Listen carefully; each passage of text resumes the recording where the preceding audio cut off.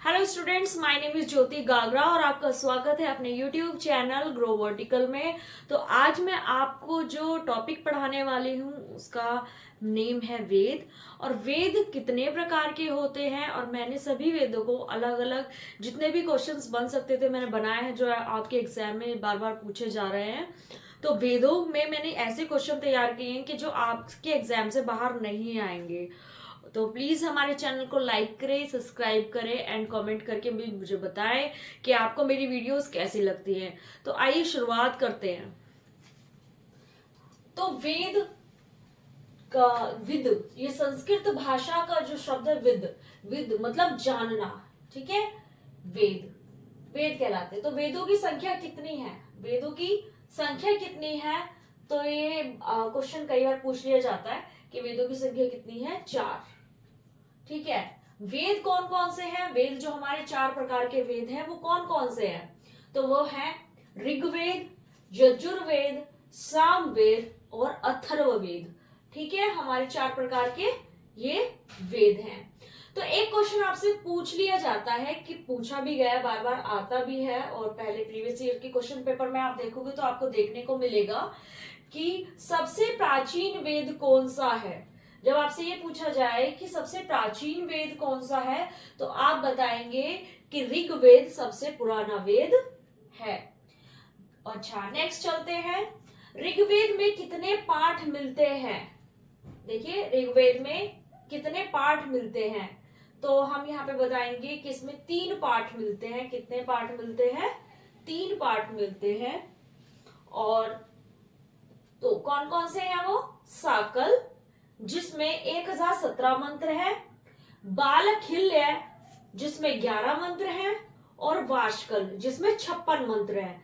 तो आपसे ये पूछ लिया जाएगा कि ऋग्वेद में कितने पाठ मिलते हैं, तो आप क्या बताएंगे कि ऋग्वेद में 3 पाठ मिलते हैं। ओके, अब आ जाते हैं हम नेक्स्ट।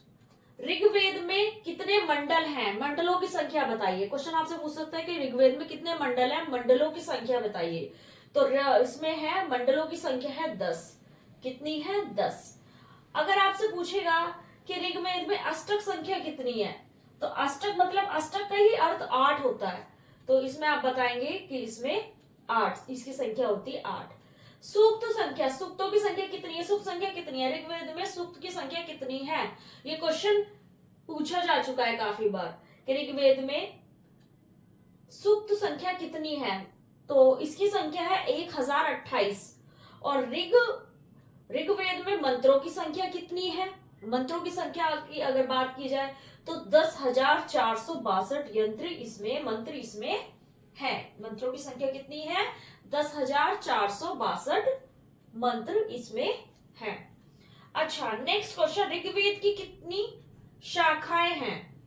तो आप बताएंगे 5 शाखाएं हैं। कितनी शाखाएं हैं? 5 शाखाएं हैं। और पांचों के नाम मैंने यहाँ पे बताए हैं, जैसे कि पहला है शाकल, दूसरा वाशकल, तीसरा अश्वलायन, चौथा है शाखायन, और पांचवा है मांडुक्य। ओके, दोबारा मैं बताती हूँ, इसमें शाखाओं की जो संख्या है, ऋग्वेद में कितनी शाखाएं हैं, तो आप बताएंगे 5।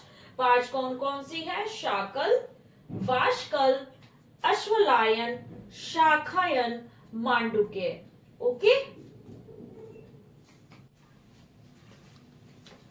तो वेद में, ऋग्वेद में मैं आपको पर्टिकुलर क्वेश्चंस करा रही हूँ, तो हम एक एक वेद लेके चलेंगे। जैसे कि ऋग्वेद, अभी हम ऋग्वेद लेके चल रहे हैं, उसके बाद नेक्स्ट, उसके बाद नेक्स्ट। तो जितने भी क्वेश्चन ऋग्वेद के में कवर हो रहे हैं, मैं आपको सारे के सारे करा रही हूँ। ओके, तो ऋग्वेद में सबसे प्राचीन मंडल कौन कौन से हैं? तो ये क्वेश्चन पूछ सकता है कि ऋग्वेद में सबसे प्राचीन मंडल कौन से हैं, तो आप बता देंगे कि दूसरा व 7वां मंडल सबसे प्राचीन मंडल है।